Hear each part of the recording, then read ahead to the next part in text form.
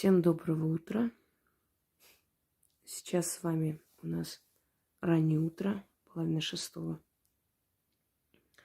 И я продолжаю наверстать упущенное, поскольку некоторое время не могла снимать. И сейчас накопилось определенное количество работ, которые я должна вам подарить. Сахарный диабет. Это очень тяжелое заболевание. Если запустить, то очень непросто приходится человеку, который болеет. И одного инсулина, который нужно колоть себе всю жизнь, бывает недостаточно для того, чтобы спасать себя. Иногда сахарный диабет может закончиться комой. Иногда может закончиться лишением конечностей. Впрочем, вопреки общепринятому мнению, что люди, больные сахарным диабетом, обязательно должны быть больших размеров, грузные, полные. Это не совсем так. Очень большой процент больных сахарным диабетом, наоборот, очень худые, не набирают вес, хотя аппетит у них зверский. Вообще изначально, что такое сахарный диабет? Это очень древняя болезнь. Сахарный диабет первый раз выявили еще до нашей эры. Диабетус меллитус в переводе с латинского. Это группа эндокринных заболеваний. Причины различные. Но основная причина считается нехватка естественного инсулина в организме, заболевание поджелудочной. Иногда человек, не подверженный болезни сахарный диабет, может заболеть, если он долгие годы просто губит свою поджелудочную систему, собственно говоря. Иногда к сахарному диабету может привести снижение иммунитета,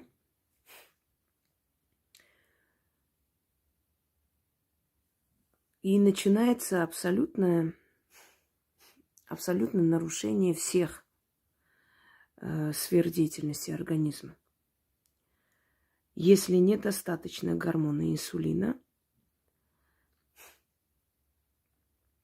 развивается гипергликемия. То есть глюкоза в крови увеличивается, сахар в крови увеличивается для того, чтобы справиться с этой нехваткой. Но так уж получается, что организм потом не может остановиться, он вырабатывает эту глюкозу чрезмерно. Ну, если уж грубо сказать, кровь человека становится просто сладким. Нарушается обмен веществ. Углеводный обмен веществ, жировой, белковый, минеральный, водно-солевой. И, естественно, человек начинает постепенно, скажем так, все более запускать внутрь себя этот разрушительный процесс. И в итоге начинаются определенные симптомы, которые, ну, скажем так, бесследно не исчезают. Не заметить их нельзя. Это усиленное выделение мочи, то есть обезвоживание организма.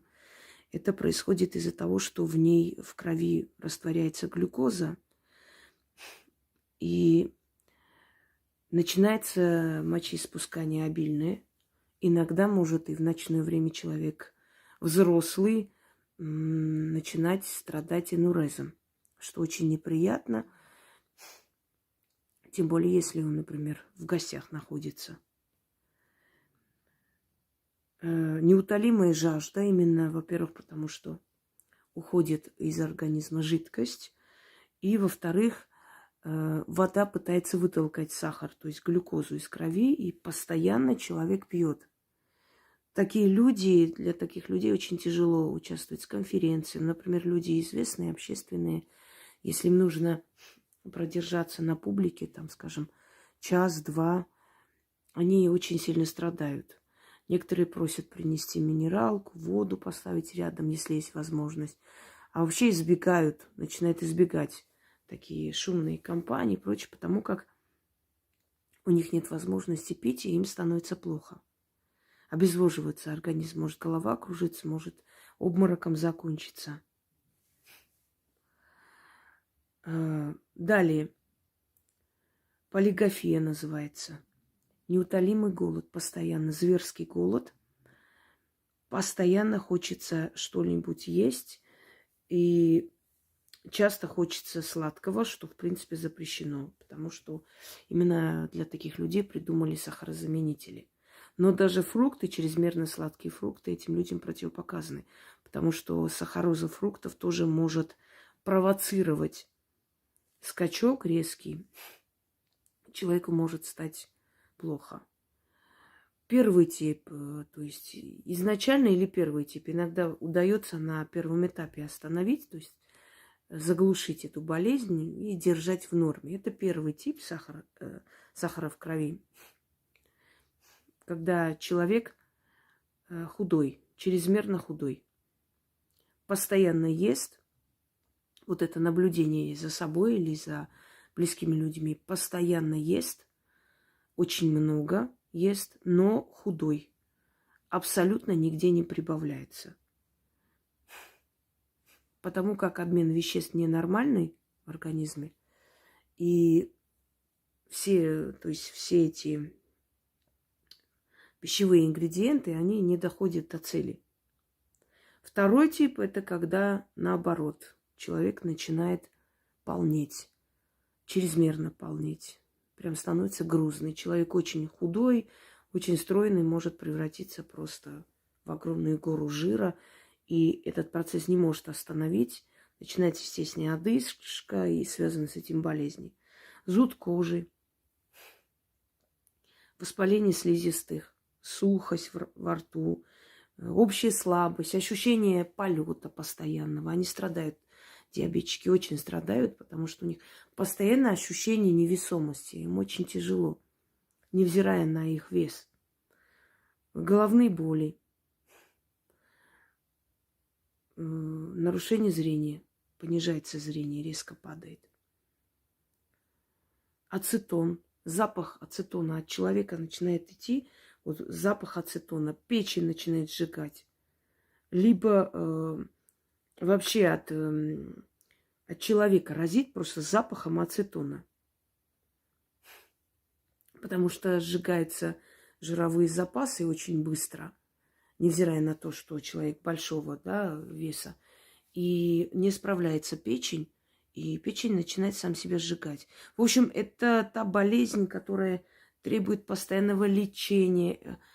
Очень редкий случай, чтобы организм справился с сахаром и человек вылечился. Как правило, это нужно контролировать, всю жизнь пить лекарства, то есть постоянный контроль, постоянное подавление этой болезни, иначе это может привести к ампутированию конечностей, это язвы на коже, это очень тяжелое заболевание, дорогие друзья. Поэтому, во-первых, это эндокринная система, неправильная работа щитовидки тоже может привести к сахару. Во-вторых, это наследственность. Если у вас есть наследственные, кто-то в семье диабетчик, вы должны быть очень осторожны, проверяться. Это даже не любовь к сахару. Некоторые думают, что это вот именно любовь к сахару приводит к сахарному диабету. Нет, это человек может очень быть сладкоежкой всю жизнь, и абсолютно никакой диабет его не коснется. Это не справление, то есть не справляется, извиняюсь, ваш организм поджелудочный, как правило, и начинает вырабатывать инсулин в большом количестве, чтобы справиться, чтобы суметь обмен веществ урегулировать и так далее. Поэтому вот эти все Макдональдсы, эти все быстрая еда, как он там называется, уже забыла, ну, все, что пришло из Запада, там же ничего нормального оттуда не приходит, да. Все эти жареные барбекю и прочее, прочее, постарайтесь уменьшить, а лучше вообще убрать. Уличную еду вообще убрать, если вы склонны к этому или вы чувствуете, что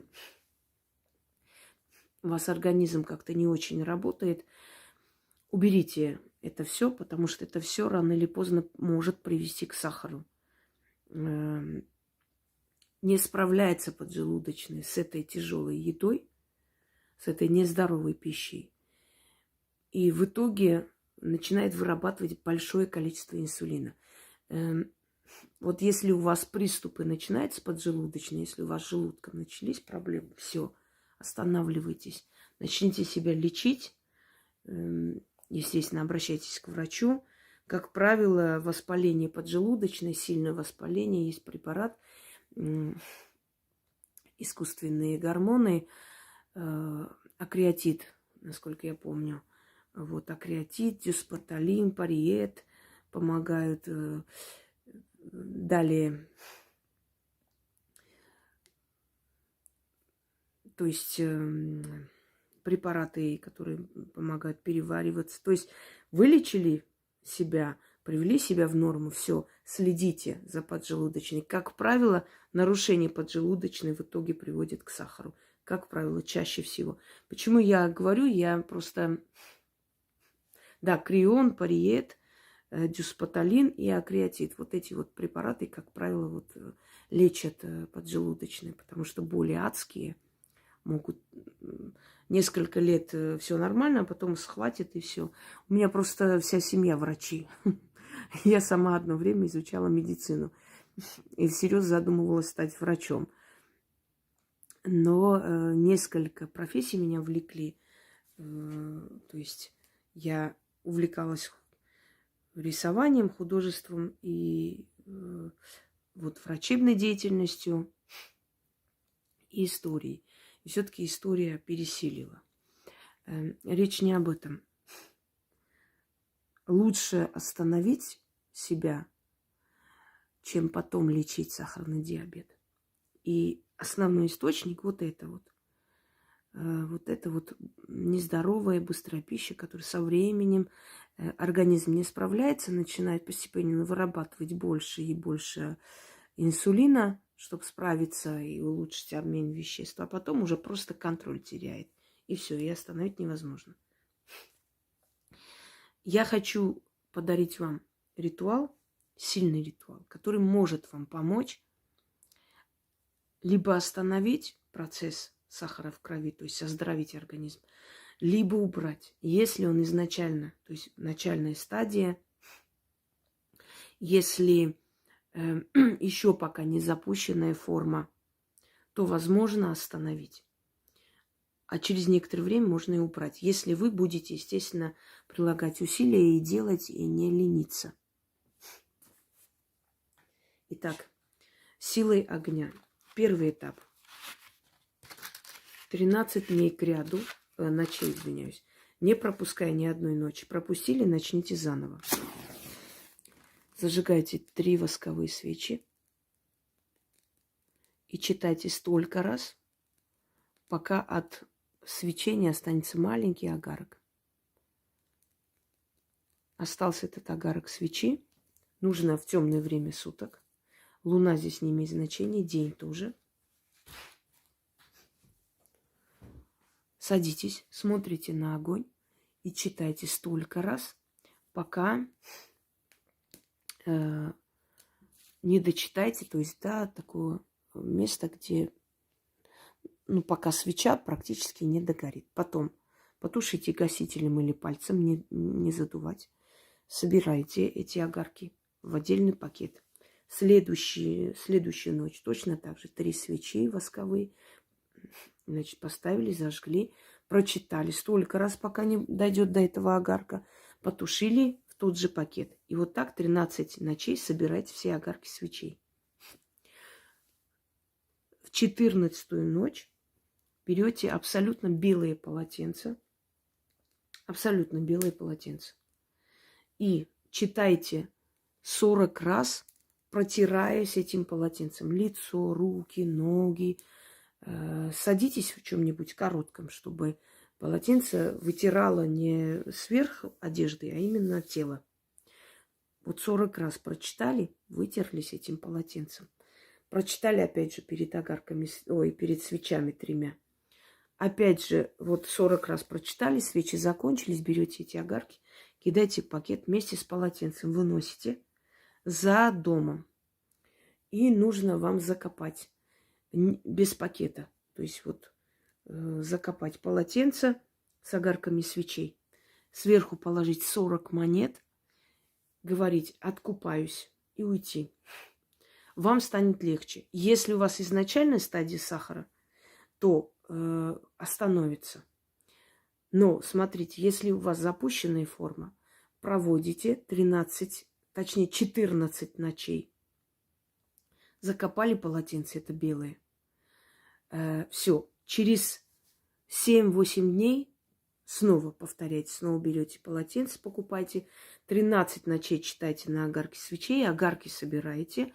На 14-ю ночь с полотенцем, протирая себя, читайте 40 раз.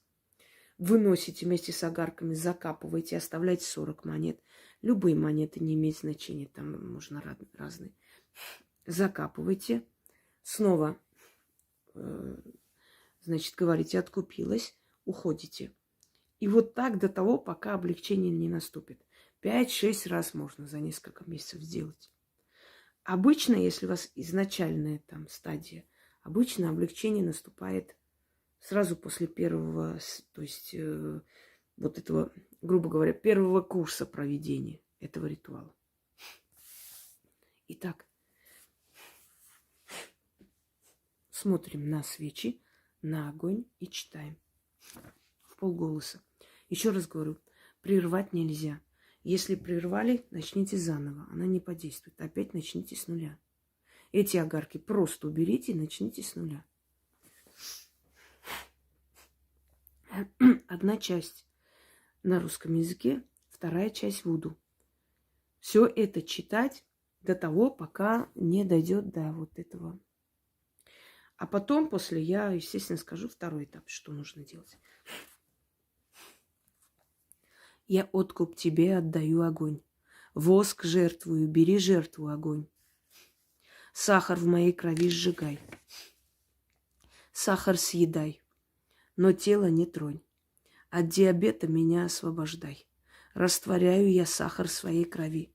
Пламя огня, ярый огонь, древняя сила.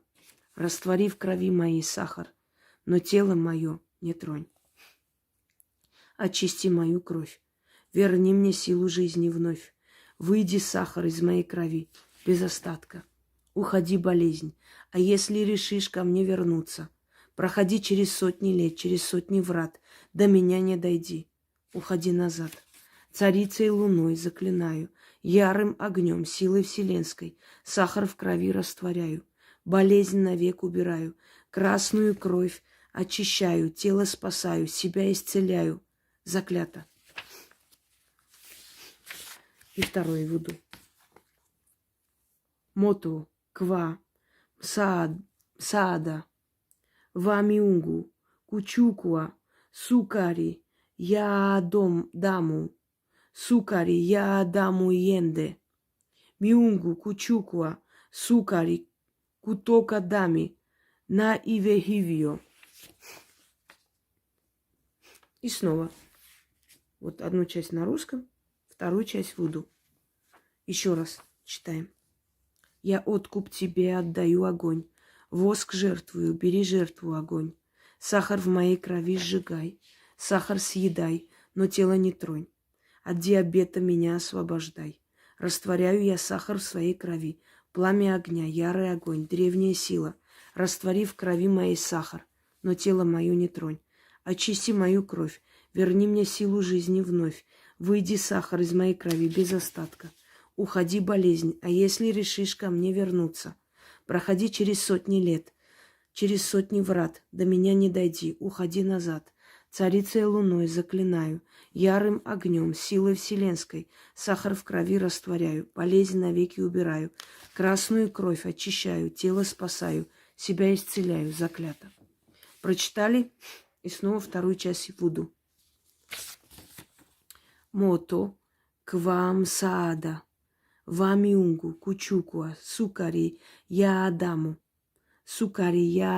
иенде. Миунгу кучукуа, сукари кутокадами, наиве хивио. Вот это вы прочитали до того, как доходит до таких маленьких огарков, то есть потушили еще раз гасителем или пальцем. 13 ночей к ряду. Прервать нельзя. 14-я ночь берете абсолютно новые полотенца. Если, когда купите, лучше не торговаться. Или платите картой, или ровно ту сумму. В общем, не берете сдачи.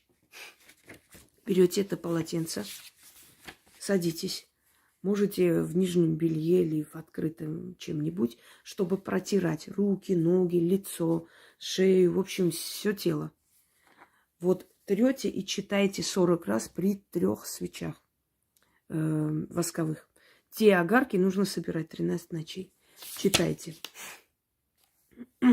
Как воск тает от огня жгучего, так сахарный диабет отступает от заговора могучего. Ярое пламя свечи, слова мои до духов донеси, чтобы недуг от тела моего ушел, в земле сырой приют нашел. Сахар в крови моей растворись от моего слова могучего. Силы магии придут в движение, и кровь от сахара очистят. Истинно заклято. Еще раз читаю. Как воск тает от огня жгучего, так сахарный диабет отступает от заговора могучего. Ярое пламя свечи, слова мои до духов донеси, чтобы недуг из тела моего ушел, в земле сырой приют нашел. Сахар в крови моей растворись от моего слова могучего. Силы магии придут в движение, и кровь от сахара очистят. Истинно заклято. Прочитали 40 раз в тот же вечер, то есть в ту же ночь. Ну, смотря когда вы читаете. Читать нужно в сумерки. Выносите вместе с огарками свечей и полотенца. Нужно закопать, оставить 40 монет, сказать слова «откупаюсь» и уходить молча. То есть не оглядываясь, извиняюсь. Так вот, если у вас изначальная стадия, одного раза достаточно, то есть одного вот этих 14 ночей, чтобы остановилось и постепенно ушло на убыль. Если у вас запущенная форма, нужно будет делать часто, пока не наступит облегчение. Вообще я рекомендую 3 раза. Вот сделать перерыв 7-8 дней. Потом снова. Ради себя стоит постараться. Это очень зловещая болезнь. И если есть хоть один шанс хотя бы остановить и улучшить работу организма, то думаю, что этот шанс нужно использовать. Но если вы убедились уже не в первый, не второй раз, насколько действенны мои работы, то я считаю, что ради своего здоровья стоит постараться. Не болейте. Всем удачи!